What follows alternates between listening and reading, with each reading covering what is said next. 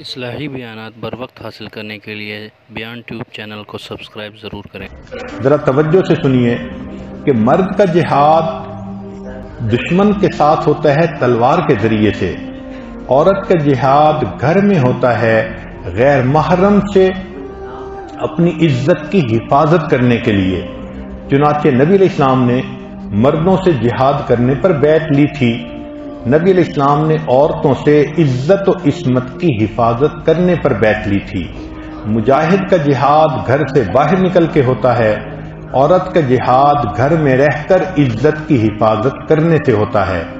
مجاہد کا جہاد کافر دشمن کے ساتھ ہوتا ہے، عورت کا جہاد غیر محرم مرد سے اپنی حفاظت کرنے سے ہوتا ہے۔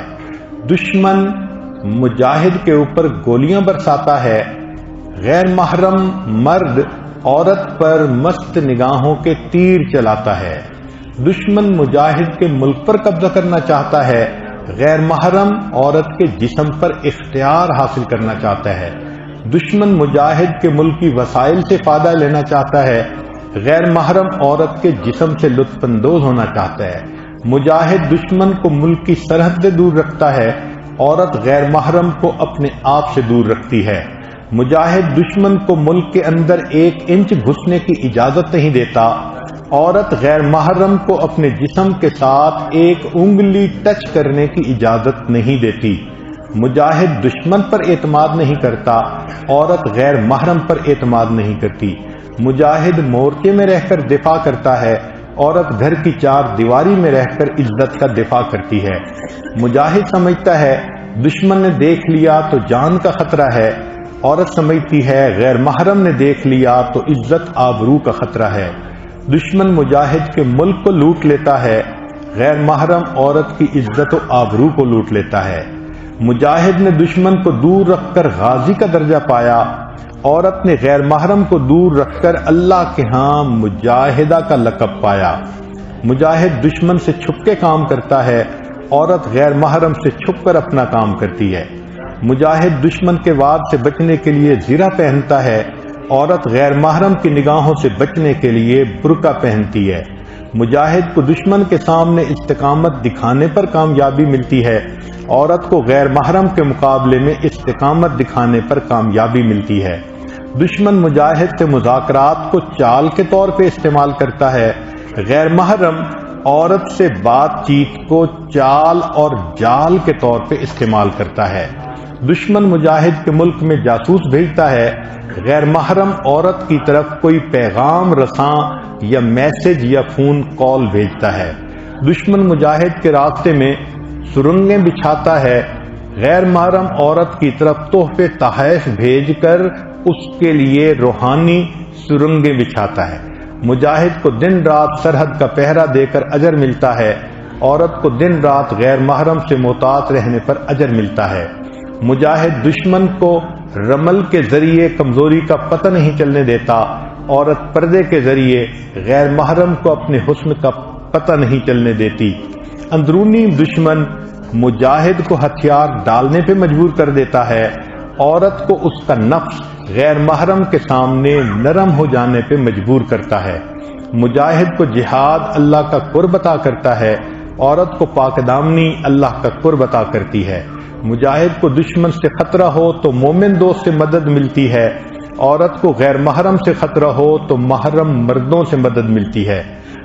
مجاہد کو چاہیے کہ دشمن کے حملے کا دندان شکست جواب دے، عورت کو چاہیے کہ غیر محرم کی بات کا منہ توڑ جواب دے۔ مجاہد کو چاہیے کہ اپنے ملک کی حفاظت سے محبت کرے، عورت کو چاہیے اپنے ناموس کی حفاظت سے محبت کرے۔ مجاہد کی دعائیں اللہ کے ہاں قبول ہوتی ہیں، پاک دامن عورت کی دعائیں اللہ کے ہاں قبول ہوتی ہیں۔ مجاہد کو اندرونی دشمن سے خطرہ زیادہ ہوتا ہے، عورت کو محرم رشتہ دار سے غیر محرم رشتہ دار سے خطرہ زیادہ ہوتا ہے۔ مجاہد ملک کی حفاظت کرے تو شہید ہوتا ہے، کرتے ہوئے مرے تو شہید ہوتا ہے، عورت اپنی عزت کی حفاظت کرتے ہوئے مرے اللہ کے ہاں شہید ہوتی ہے۔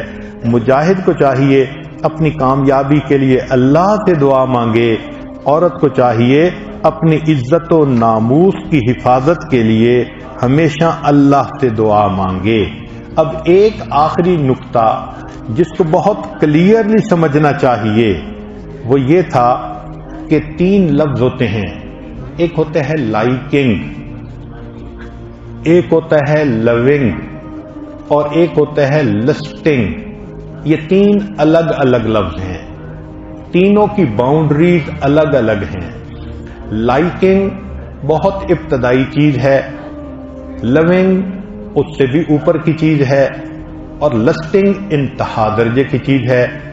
لائکنگ کہتے ہیں کسی کی اچھی صفات کی وجہ سے کسی کو کوئی اچھا لگے، کوئی پلیئر اچھا لگے یا کوئی مقرر اچھا لگے، کوئی اور ایسا بندہ، اس کا مضمون اچھا لگے، کسی کی پوئٹری اچھی لگے، اس کو لائکنگ کہتے ہیں۔ تو لڑکی کے ذہن میں لائکنگ کسی کے بارے میں آ سکتی ہے، مجھے علامہ اقبال کی شاعری پسند ہے، مجھے فلاں کے مضمون پسند ہیں، فلاں کی کتاب، یہ لائکنگ ہے which is very normal۔ انسان ہے، اس کو بعض چیزیں اچھی لگتی ہیں، تو یہ لائکنگ کا درجہ کہتے ہیں۔ ایک ہوتا ہے لونگ، لونگ کا بانڈ اس سے زیادہ مضبوط ہوتا ہے، وہ محرم مردوں کے لیے ہوتا ہے۔ کیسے؟ بھائی سے محبت ہوتی ہے، باپ سے محبت ہوتی ہے، بیٹے سے محبت ہوتی ہے، یا دین کی محبتیں جن کا مقصد اللہ کا تعلق ہے، نبی علیہ السلام کی محبت، صحابہ سے محبت، اولیاء سے محبت، شیخ سے محبت، یہ سب لو ہیں مگر ان میں اللہ کی نسبت ہوتی ہے، تو یہ درجہ لو تک بھی پہنچ سکتا ہے۔ کوئی عورت مثلا مجھے اپنے شیخ سے محبت ہے، اب اس محبت میں کہیں بھی درمیان میں جنس نہیں آ سکتا کیونکہ نسبت جو اللہ کی ہے یہ نبی علیہ السلام کے نائب ہونے کی وجہ سے تعلق ہے، تو اس کے لیے اگلا بھی زون ممکن ہو سکتا ہے۔ علماء سے محبت ہونا اللہ کے لیے، دین کے داعی سے محبت ہونا اللہ کے لیے، یہ پاسبل ہے۔ تو لائکنگ پہلا درجہ ہے، لونگ دوسرا درجہ ہے، ایک تیسرا ہوتا ہے اس کو لسٹنگ کہتے ہیں، شہوت کا تعلق، یہ فقط عورت کے لیے اپنے خامند کے ساتھ ہوتا ہے۔ اس کو اچھی طرح بچی کے ذہن میں بٹھا دو کہ شہوت کا جو معاملہ ہے اس کا تعلق خامند کے ساتھ ہے، خامند کے علاوہ کہیں ہوگا انسان اللہ کا مجرم بنے گا۔ تو یہ 3 الگ الگ چیزیں بچی کے ذہن میں بٹھانی چاہیے، اس کو کلیئرلی پتا ہو کہ کسی کے ساتھ میرا تعلق کس طرح کا رہ سکتا ہے۔ تو ایک لائکنگ ہوتی ہے، ایک لونگ ہوتی ہے، ایک لسٹنگ ہوتی ہے۔